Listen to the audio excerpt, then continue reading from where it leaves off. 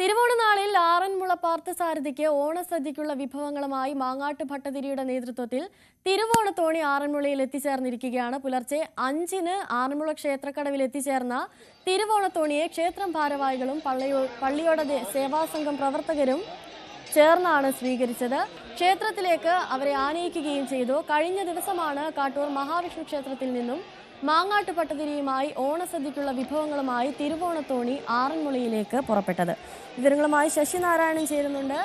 ശശിനാരായണൻ, തിരുവോണ സദ്യക്കായുള്ള ഒരുക്കങ്ങളൊക്കെ ആരംഭിച്ചോ? ആറന്മുളയിലെ ഓണാഘോഷ പരിപാടികൾക്കൊക്കെ എങ്ങനെയാണ് ഒരുക്കങ്ങൾ?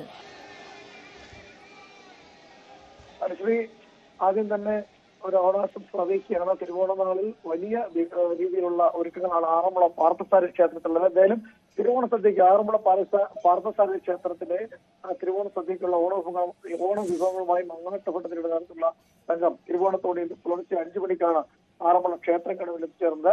പള്ളിയോടങ്ങളുടെ അകമ്പടിയോടുകൂടിയാണ് ഈ തിരുവോണത്തോണി ഓണ വിഭവങ്ങളുമായി എത്തിച്ചേർന്നത്. തുടർന്ന് പള്ളിയോട സേവാ സംഘം ഭാരവാഹികളും കരക്കാരും ചേർന്ന് തിരുവോണത്തോണിയെ ആചാരപൂർവ്വം വഞ്ചിപ്പാട്ടിന്റെ അകമ്പടിയോടുകൂടി ക്ഷേത്രത്തിലേക്ക് അയച്ചു.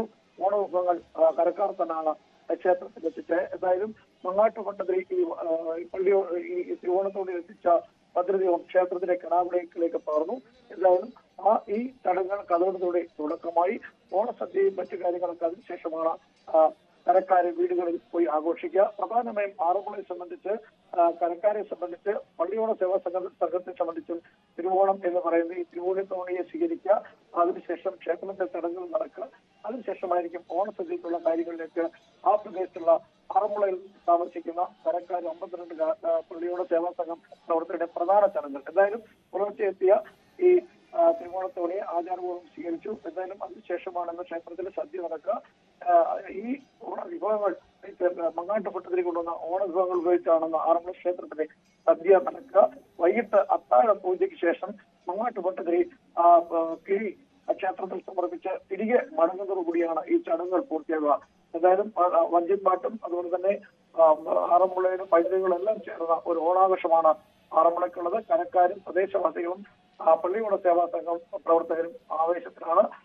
വലിയ രീതിയിലുള്ള ഓണാഘോഷ പരിപാടികളും ഇന്ന്.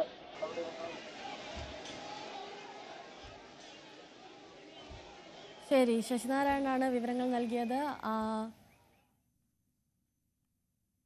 തിരുവോണത്തോണി അങ്ങനെ ആറന്മുളയിൽ എത്തിച്ചേർന്നിരിക്കുകയാണ്. ഇനി തിരുവോണ സദ്യക്കായുള്ള ഒരുക്കങ്ങളാണ് ആരംഭിക്കാനിരിക്കുന്നത്. ഓണാഘോഷ പരിപാടികളും അവിടെ പുരോഗമിക്കുകയാണ്.